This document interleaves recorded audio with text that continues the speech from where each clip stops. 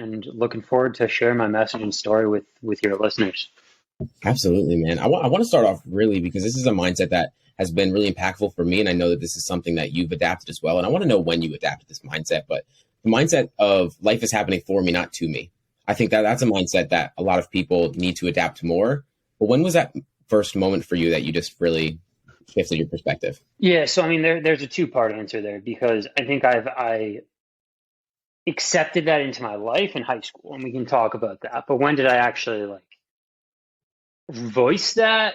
Probably Yeah, not till after college. And so it was the fact that back then, yes, I accepted that into my life, and I understood that the challenges for me, the adversities that are happening, are for me and not to me. But I didn't voice that specifically.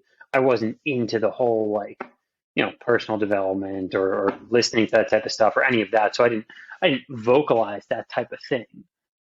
That wasn't right. until later on, but I think it showed itself in my life during high school as I made the transition to the position that I ultimately played in college and throughout my career that allowed me to see success.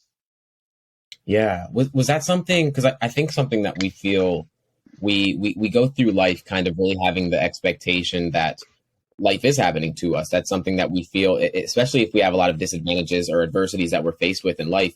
Was there for you in your life? I feel like you've had to have had work 10 times harder than most people. And in that alone, was that something that was just engraved into you? I feel like the resilience or the ambition that we have, I think is something that is just projected onto us that we feel, oh, we were just born with that. But was that something that just clicked in your mind that you realized you just had to adapt? I understood at an early age that in order to get to where I wanted to go, I needed to work harder than other people. I needed to compensate for my limitations, whether that be working harder or smarter or both in every single thing that I was doing.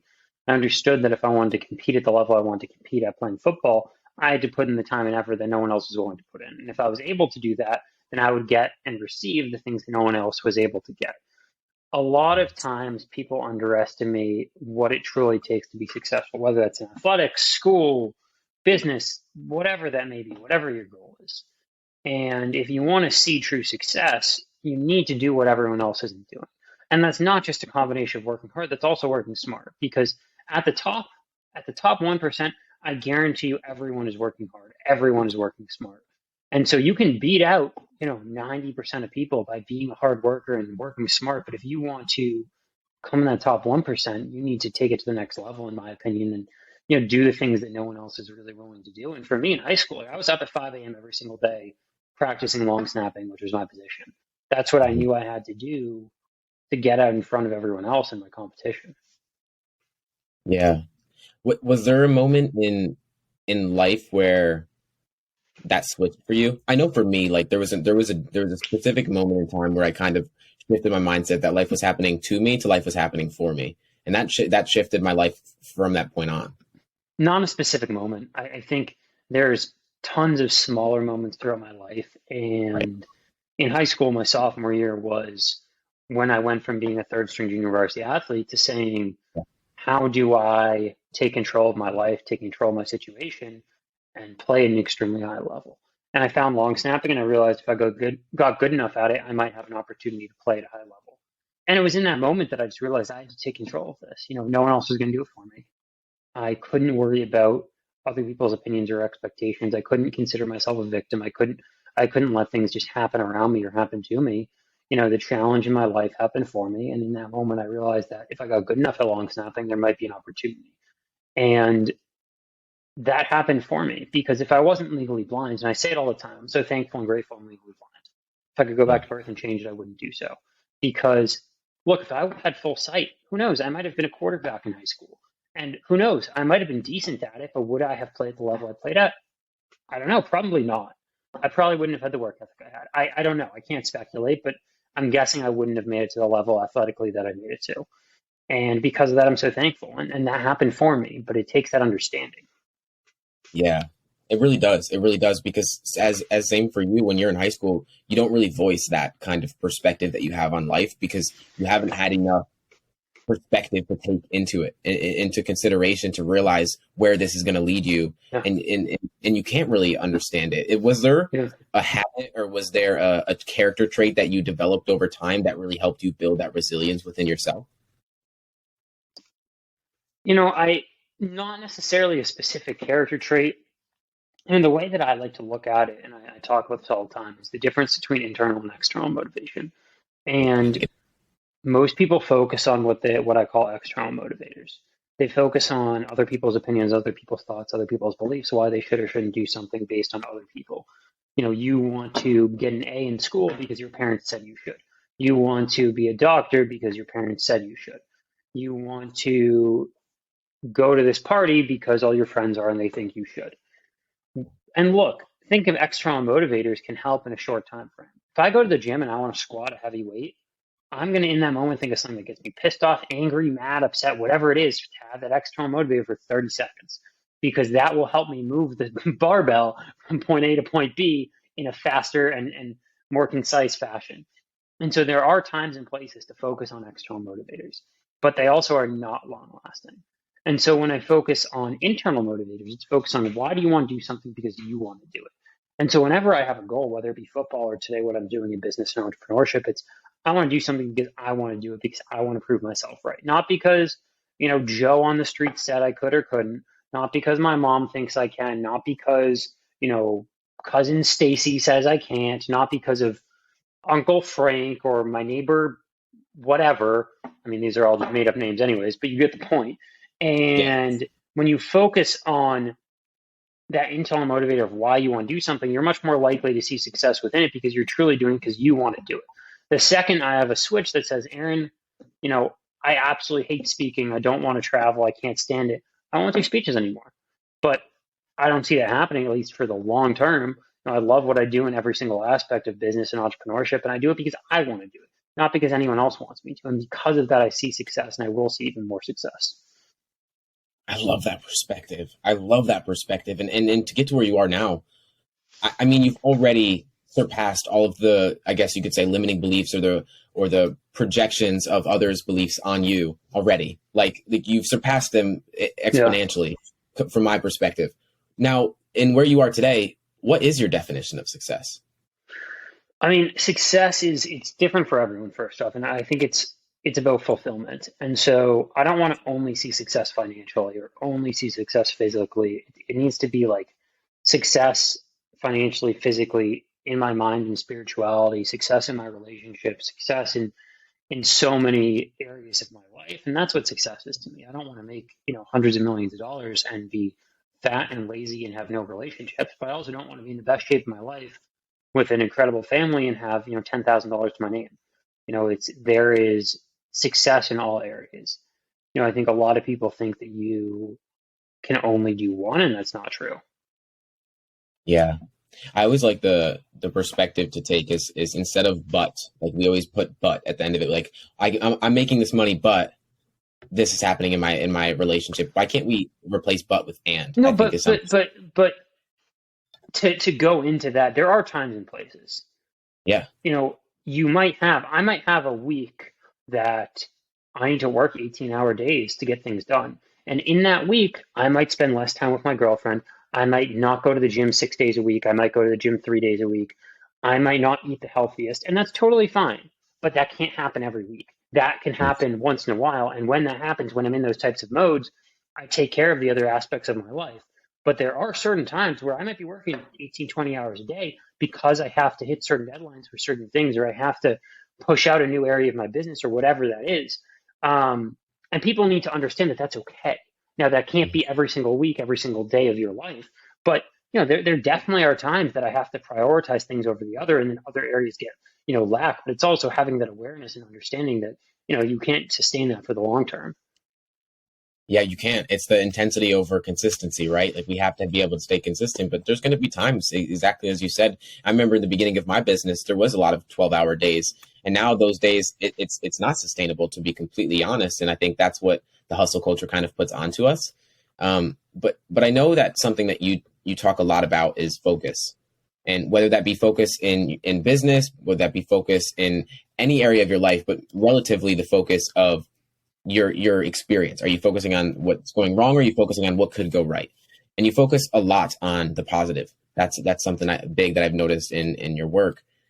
Where did you adapt that ability to stay consistent in the positive? Because there's so much negative just being feeded into us in every second, and through the social media and the news. When were you able to really adapt that and stay focused on what's positive? I mean, it's understanding lessons that I would have learned from football. It's, control what you can control. In Yeah. a game, you can't control if the other team scores a touchdown, you can't control that situation. The only thing you can control is how do you score another touchdown right back and tie up the game. That's what you can control. You can't control what the other team is going to do, but you can control how you carry the ball. You can control how you tackle, how you block, and that's what it's about. It's the same in business. Like there are certain things that happen in a business where maybe a system breaks down. I have to spend time fixing it, and it's stressful and it's hard. But at the end of the day, I can control what I can control. I can't control what happens. But what I can control is how I can go and fix it. And the second you can flip that switch, your life gets easier. Now, don't get me wrong. There are certainly times that I get stressed, that I get overwhelmed. And to be completely blunt, like right now is one of those times. I'm digging deep into systems in my business and redoing some things. We've recently launched an offer and then redone the offer, and it's about to kind of relaunch. And there's a lot of things and moving pieces going on right now. And it's a very high stress and overwhelming time. But at the end of the day, having the feeling of overwhelm is a good thing. It means there's so many good things going on in your life. And when you can understand that, you can act accordingly. Yes, don't get me wrong. There are certain days that I get very stressed based on what's happening right now in this time frame. But I also get that give me 2 weeks, give me 3 weeks, and things will shift. Things will be built out more in what I'm doing. Systems will be fixed, systems will be changed, new pieces will be in the puzzle, and I won't feel those feelings and emotions, and that's okay. But I also understand that there are certain times now and in the future that I'm going to go through those phases, and it's good aspects. It means I'm scaling. It means I'm growing. If I were to have the problems that I have now 2 years ago, I would have been screwed. I would have wished for the problems I had today. Had, onboarding new employees or new people on my team, how to grow, how to scale. Like I would have loved to have those problems 2 years ago. Now I have those problems and it overwhelms me, but I am equipped to handle them. You're speaking to me, man. I love that. I always say that problems replace problems, and if we're not able to at least have a different perspective on the problems that we have today, we're not going to be happy when we get to the problems that we actually say that we want in the future, Yeah. right? And I think stress is almost like fear in the same sense. In some capacity, that there's fear, we see fear as a bad thing, but in the same sense, fear is a good thing because that means you're doing something that scares you. Yeah. And if you're doing something that scares you, you're passing the limit that you've placed in your mind. For you, in where you were in high school and then getting to the college level and then ended up being a free agent in the NFL, what was your internal narrative throughout that period of time and kind of getting to where you are today? Was there something that really shifted, that kind of leveled you up and kind of shifted your identity into who you are and now being a speaker and everything that you're doing? Now, I mean, back then it was, I want to be the best football player out there. I want to contribute and be a part of a winning team. And that's what pushed me every single day is, how can I grow in that manner? And my life was athletics. My life was football. Every single thing revolved around that. I mean, I did fine in school. I did okay, but I didn't enjoy it. Don't get me wrong. I didn't get straight A's. Um, Football was my passion. I would every extra spare second I had, it was how do I get in the gym and lift weights? How do I work on my, snapping? How do I get better? How do I help the team win? That's what I was focused on. And all those skills translated in, today into entrepreneurship, but it was an obsession for me. I think a lot of people talk about like follow your passion. That's BS. Like, yes, you can follow your passion at certain times in your life. But if I was just passionate about football, I wouldn't have seen that much success. There's a million people that are passionate about football. If I was just passionate about entrepreneurship or speaking, I wouldn't see much success. There's millions of people that are passionate about growing a business. When you are obsessed, that's when you see success. When I was playing football, I was obsessed with how I could get bigger, faster, stronger, better. Today, I'm obsessed with how I can be one of the top speakers and entrepreneurs in the world. And that's why I know in 10 years from now, I will be. But it's not a passion of mine, it's an obsession. I think you have to have a lot of faith to be able to have that kind of obsession. Because when it comes down to it, there's a lot there. I think there's a lot of people that want that obsession, that are driven, but you have a different kind of driven that really inspires me, and I think it's going to resonate a lot with my audience. Was Did you see that growing up? That was just something that you've always been, is just you've always been obsessed with kind of getting better in who you are and just developing as the leader that you are today? I think when I look back on my life, I see it in phases. Yes. You know, I see I was doing activity and I wanted to be the best at. I wanted to, I got obsessed over it. And then I switched to Y activity and I wanted to be obsessed with it. So, yes, when you look at phases of my life, if you poured it out onto a map, you would probably see that absolutely. But I think that it's also okay if you don't have that obsession.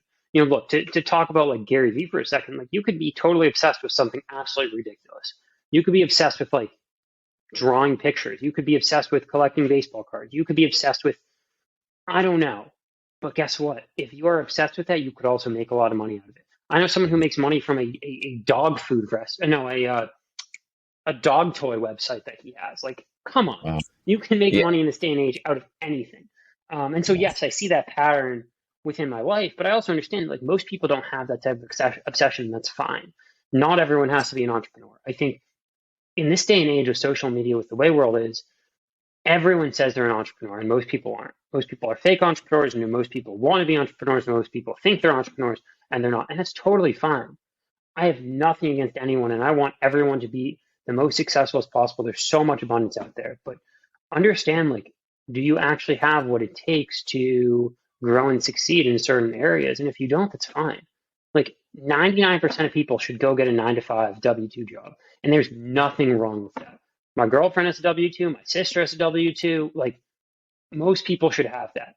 And they are incredible human beings, amazing at so many things. And could they go out into entrepreneurship one day? Maybe, I don't know. It depends what their behaviors and attitudes want at that time. But I think entrepreneurship is glorified to this extent where like everyone wants to be one because they think it's the cool thing to do. And that's why you see so many people get into it for 3 months and then quit. And I know that we took your question and took it off into a different tangent, just the way it went. Sorry about that. But No, I absolutely agree, because I was speaking on this with a friend earlier today. People that I started entrepreneurship with when I was 17, they stopped after 6 months, and I'm almost 2 years in, and you can see them just fall off the wagon, right? Like a lot of people say that they want it because they project this idea of what it could look like, but they don't understand how much hard work and how much obsession it really does take to go through the days that you don't feel like it. For those that maybe don't believe that they have the drive, because I kind of want to dive into a little bit more beliefs, because your belief system is so concrete, and I love it.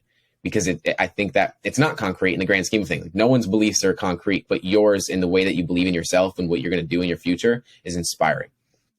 What was a moment in time that you kind of shifted your beliefs in your idea of the future, if that makes sense? it's a really good question and a tough one to answer because I think there's been so many phases within my life in that. And I've always been confident in my abilities of like high school. I was so confident that I was going to play Division I football that people thought I was ridiculous. People would tell me I was wrong, that it was never going to happen, but I was so confident. Today I'm so confident that my name will be in the category of some of the top speakers and entrepreneurs in the world down the road. And most people probably think I'm ridiculous for saying that. But I've always been so confident in what I set my mind to. And so it's hard to pinpoint that, but I think the key aspect there is that anyone could say that. Anyone could say, hey, I want to be a top entrepreneur, and it means nothing. What actually matters is what are you actually doing on a daily basis? Who are you keeping around in your circle as mentors, as friends, as people that you can rely on, and what are you learning from it? And that's what's really important, because I could find 500 people that say they're going to be a top whatever, and none of them will actually be that. And it's who will execute and where will you continue to be in 5 years from now. Yeah. Yeah, like for you, when you were going to, like you said, you wanted to play Division I football, right? And you reached out to every single college in the world, right? So like those that are not doing that is the exact reason they weren't able to achieve that, right? The hard work is what's behind that. They're not seeing that. It may seem unfathomable to be able to do that kind of thing, but what you're doing is also not seen. Yeah. For those that Go ahead. No, I was going to say, like, when you take that context, yes, I contacted every single school in the country, cold email, cold called, showed up on so many campuses, not showed up Yes. on every campus, but contacted every coach. And even today, yes, there is a lot of skill that I've built up over the years of speaking and with entrepreneurship and everything I do. But at the same time, people, one of the biggest questions I get is, how do you get booked and paid to speak? What are the systems you've set up, is what I say. I have probably 1,200 cold emails going out today to companies, events, whoever, sharing my message and my story, trying to get them to hop on a call for me to speak. I'm not going to lose if I'm taking that many swings every single day. Yeah, you know what? I don't care if 1,190 of them say no to me because I got 10 of them to say yes. Like Yeah. it's a numbers game so often, and nobody's willing to do that. And when you are, you win. It's you're speaking to me, and I'm so blessed to have you on the show because this is I love hearing this kind of stuff. Volume beats talent all day. Volume beats talent all day. If you're taking enough action, the talent of the perceived idea of someone else doesn't matter if you're taking enough action, right? For for those that maybe don't believe that they can stay consistent long enough, or they don't have the drive, or they don't have the motivation, what is a way to develop not only that confidence but that ability to show up for themselves when maybe they just don't feel like it? Find something you truly enjoy, and if you like it that much, maybe you can be obsessed about it. So you could find ways to succeed in every single niche, every single area. Let's just say you're someone who loves binge watching Netflix. I Hmm. think maybe you could start a blog that's about reviewing Netflix shows and write an article every single day for a year and then eventually sell that website or get tons of subscribers to it. Absolutely. But are you willing to put in the time and the effort on that thing that you enjoy? Most people aren't going to do that. And so it's finding what you're able to do and what you want to do. It's different for every single person. And yes, there's certain strategies and techniques that you can do to focus and stay consistent and disciplined and that type of stuff. But at the end of the day, it's what do you want to do and what do you want to do for you? Yeah.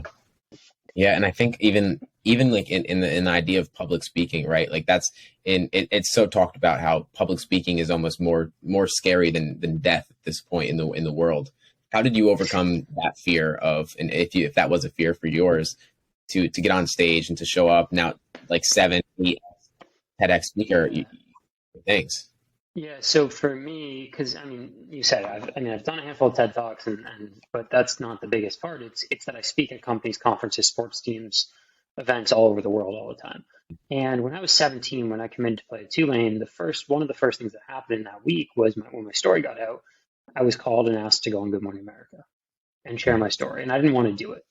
And a coach thankfully said to me, if you can go on, you can share your message and story and make an impact for one other person, and it's worth doing. And so I did. And in that moment, I was scared. I was terrified. It was, I was 17 years old. I was probably shaking, nervous, everything that you can imagine. But I got through it because it was sink or swim in that moment. And I didn't want to Mhm. embarrass myself in front of millions of people. And ever since then, I'm not going to say I don't get nervous speaking. It depends on the environment. But, I was thrown in the deep end in that at that time frame. And so, I definitely don't get as nervous as often. There are certain instances and certain times that I can pinpoint that I do still get nervous, but a lot of the time I don't anymore because of that experience. Yeah.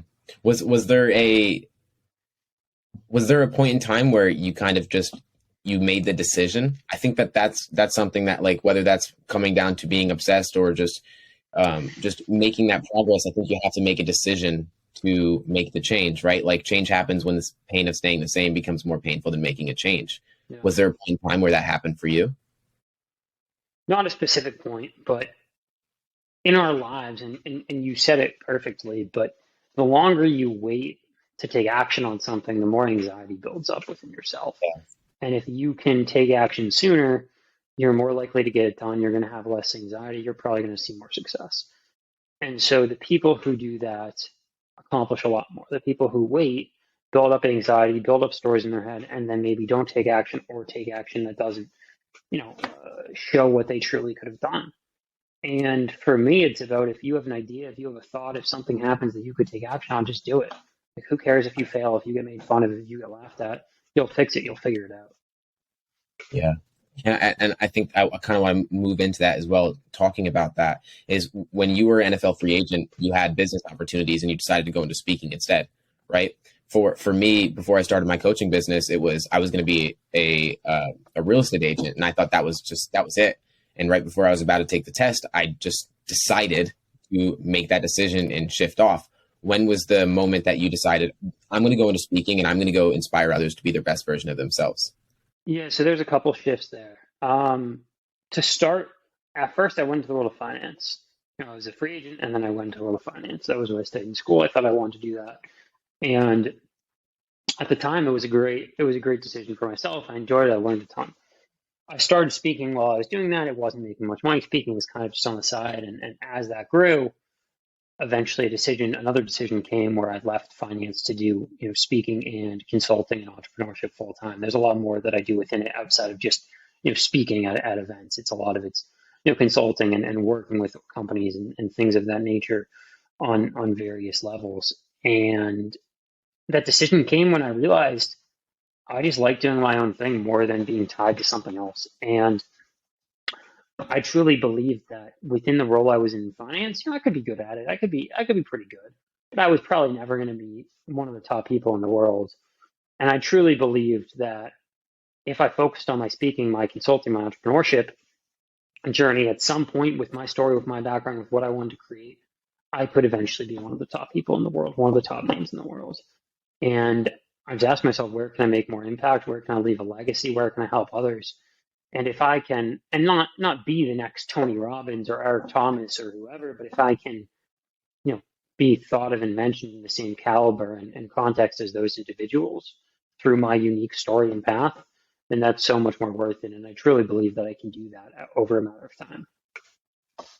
I love that. You are someone that takes their story and is able to articulate it in such a good way to inspire others to kind of really take action on theirs. For those that maybe are at the beginning of their, whether it's entrepreneur journey or just in the beginning of their life and kind of really trying to define what that life vision looks like, and they don't have that life vision. How did you develop yours, and what do you tell those that just don't have that kind of vision? Especially when you're young, just try and fail. Like you genuinely don't know what you want. You don't know what you're good at. And the more you try, the more you taste, the more you'll figure out what you can actually do. I think that's the most important thing. I still fail all the time. I'll give you a great example. Last week on like Monday or Tuesday, I was going to download a whole new set of people to reach out to for what I do to try and get new leads. Mhm. And I realized that I forgot something. I messed up and I didn't filter for US. And that's where I mostly reach out to, although I've done some work internationally. I was in Canada like a month ago working with a company. But I most of the time try and do outreach US. It's just where I like to be most of the time, obviously. And I forgot to filter that. And so most of the leads that I got was for international. And I wasn't Yeah. going to launch most of my outreach campaigns last week on Monday or Tuesday because Thanksgiving, most people in the US weren't going to respond. And I sat there for a while and I was like, well, like, shoot, I was really annoyed that I did this. And I was like, you know what? I have probably 6 days right now that no one from the US is going to respond to anything. I just downloaded thousands of international leads. Why don't I just say screw it and launch it and test it? And people internationally are going to be working this week. And I did it, and I've booked tons of calls from it because I just decided to make lemonade out of lemons and just figure it out. And it was breaking past the story that I was telling myself. And look, will I do that more often of contacting international people on purpose? Probably not. Maybe time to time I will do that. Maybe every year the week of Thanksgiving, that's going to be my tradition of reaching out internationally. But outside of that, definitely not. But the point is, I took a bad situation, something that I was annoyed about, figured out a creative solution, and now I have sales calls. I got on the call with someone today from Australia who might book me to speak virtually next December for an event for a good amount of money. So it was worth doing. Yeah. Yeah, you have to be able to take a different perspective on the situation when it doesn't seem so right. Yeah. Right? Like, and that's what you've done in every single aspect of your life, right? Like finding the diamond in your disadvantages. I love that perspective on things. And talking about the story that you're telling yourself was I know that at least for whether it's my audience or in the grand scheme of the world, really, we're not really taught how to gain that amount of consciousness to be able to break out of that story that we're telling ourselves. And a book that really changed my perspective was Breaking the Habit of Being Yourself, to understand all of the beliefs, all of the ways I had to rewire my brain to understand where I was holding myself back. Was there a book? Was there a period in time? Was there a shift in your mindset that really helped you recognize where you were limiting yourself? Not necessarily. You know, yes, there's a handful of books that I've enjoyed reading. You know, there's a handful of mentors that I've had. I think I'm really good at just surrounding myself with people who are where I want to be, and that's where I learn from. And not to go off on like another tangent, but a lot of people think that they want to get a mentor and that's going to get them to where they want to go. And Yeah. that's, again, the biggest BS I've ever heard. Because instead of trying to go out and find a mentor, you need to make yourself someone who's worth being mentored. A really good friend of mine is named Jeff Lopes, very successful entrepreneur, owns an eight-figure, you know, MMA type clothing and gym equipment company. He also owns another, I think it's an eight-figure real estate company. And his podcast, I think, has like, I don't know, 40, 50,000 downloads an episode. Great guy. And we started off in this relationship where I paid him for something to teach me some stuff. And we just became so close that like he's like an older brother to me at this point. And it's because he saw the work that I was willing to do, unlike some of the other people he would work with from time to time on business development and things like that. And now, I mean, I don't pay him for anything. We're just really good friends. Anytime I need anything, I text him, I call him. If he ever asks me for something, I'll do it in a heartbeat. There's nothing that I wouldn't do for him. But at the same time, I know it's the same for me. If I ever need anything, he will help me with anything because I put in the time and effort and the work. And he genuinely sees that I'm going to be one of the best in the world at what I do. And we both want to build that relationship together. I have so much to learn from him and other people like that. But I get so many messages all the time of like, hey, can you teach me to do X, Y, Z, or teach me how to do that? It's like, can you add some value to me first before we go out and do that? So when people want to be mentored, want to be taught how to do something, but they're not giving any value in return. Yeah, we ask, it's like the jab, jab, jab, right hook, right? We can't expect to get receive without giving. And I think that's what a lot of where we go wrong for the most part is we expect. We have these And expectations. and within that, there's two forms of receive and giving. It could be I could go to you and say, hey, James, I'm going to pay you $1,000 to teach me how to do this, and that's Mhm. one form of it. The other form could be, hey, James, I saw you're doing this in your business. Would it help you if I set up a whole cold outreach campaign for you via email that would, Yeah. add value to you, completely free, record a video for you on all of it, send it over to you, and then you're going to want to help me if I ask you for help. It could be monetary, where I pay you to teach me something, or just add tons of free value to you, and then you want to add value back. Yeah, you have to be someone of value to have others that are in the position that you want to be in to actually want to help you. Right? That's definitely something I've learned throughout my journey. And I want to know for you with how much conviction, I think is like a great word to use, relentless conviction in who you are and what you want to achieve. Is there is there something that you could tell to my audience that could help them, like actions or habits or whatever that comes down to kind of build that confidence within themselves? I think you have a bias towards action, and I think that's something that makes a lot of the successful people successful. But is there anything else that really stood out for you? Yeah, I mean, I think it's A, actions, B, going back to the whole it's okay to fail and trying and failing and just getting up every single time and continuing to push through and understand that it's okay to fail. It's okay to not know what you're doing. I think that's a huge thing. Look, at the end of the day, there are certain things like, yes, I like to work out every day. I used to meditate every day. I need to meditate more often. It's something that I would like to do every day, but I'm not a big fan of the whole like do 5,000 things in the morning in your morning routine. Yes, there are certain things I do. Most days I like to get up, I like to work. In a perfect world, I'll wake up, work out, meditate, get to work. That might take me, an hour and a half before I'm actually working. Wake up, work out, shower, meditate, done. The issue is, I think so many people have these like 4 hour long morning routines. And Alex Hormozy, if you know him, says it perfectly. Like everyone thinks they need to wake up, go to the gym for 2 hours, take a long walk, go up for a cold shower, journal for 45 minutes, meditate for an hour, say 5,000 affirmations. Look, you can do things in moderation or throughout the day. But at the end of the day, most people who are in this world of personal development think that they need to do so many things, and they start their workday at 10. You know how you build a successful business? You sit down, you shut up, and you get to work. Yes, there are certain things that you need to do. When I work out, when I meditate, I genuinely feel better throughout the day. But I don't need to spend 5,000 hours doing all that other BS. It's about what can I do to accomplish my goal.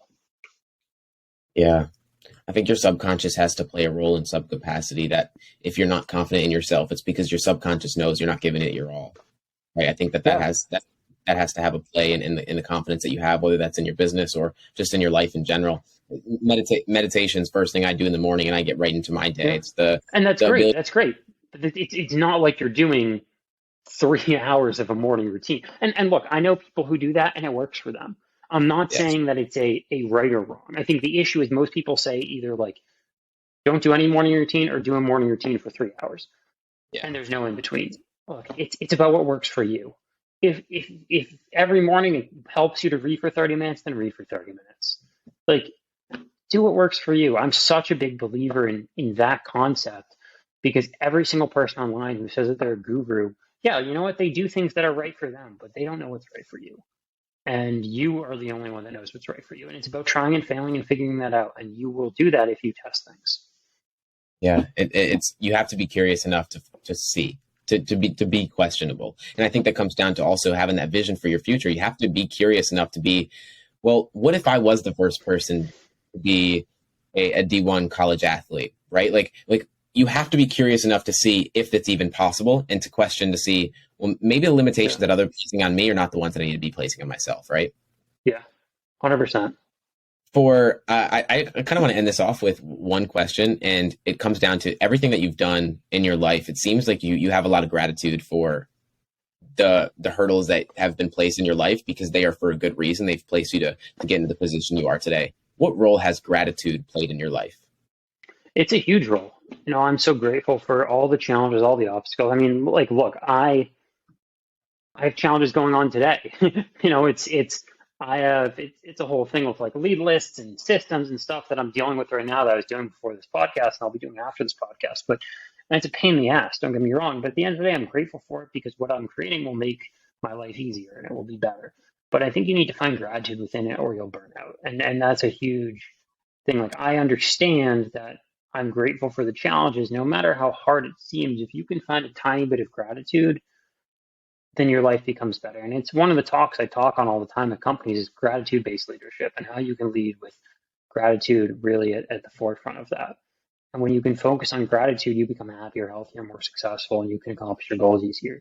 I think it's just something that we all need to focus on. We just need more of within the world is focusing on that gratitude and what you're grateful for. Yeah. Did you learn that from somewhere, or was that something that you just adapted along the journey to take a different perspective? I think, I mean, I wouldn't say that I 100% created that type of stuff, but at the same time, I think I learned from taking bits and pieces from others. And I think a lot of people, and I'll dive into this real quick, a lot of people, like in the beginning, I would say, okay, I want to be the next whoever speaker. And I would try and copy their style. And that didn't work, obviously, because it never works. It's about Yeah. taking bits and pieces from everyone and molding into something. Like, I don't know anyone else who has a gratitude based leadership talk. I know people who talk about gratitude, and it's about taking bits and pieces from their styles, who they are, and forming it to your own style and forming it to who you are. And for me, that's what I do. A mentor of mine, David Meltzer, he talks about gratitude all the time. Now, do we have 100% the same beliefs? No. Does he talk on things that I don't? Yes. Do I talk on things that he doesn't? Yes. But does some of his thoughts and beliefs probably contribute to my thoughts and beliefs on gratitude? Absolutely. And that's okay. I'm not copying everything he does, but I probably take some bits and pieces here and there when I see it. There's a book called Steal Like an Artist. I don't know if you've heard of it, but it I sounds like haven't. it's from Austin Kleon. It's an amazing book. It sounds exactly what you're talking about. It's when you steal from one person, it's plagiarism, but when you steal from others, it's research.